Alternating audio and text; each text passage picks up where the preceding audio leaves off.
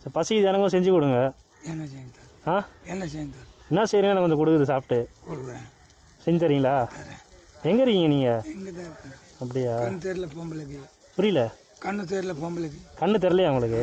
பொண்ணு பொம்பளைக்கு. அப்படியா? உங்கள் ஒய்ஃபுக்கா? எங்கே இருக்காங்க? இந்த உள்ள படுத்துக்கிறேன். அப்படியா?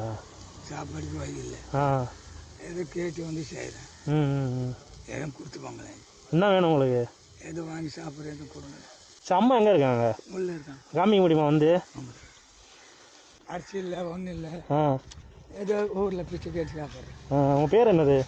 என் பேரா? ஆ மனோகரன் சார். மனோகரன். மனோகரன். மம்முதா. அமுதா. பவன்.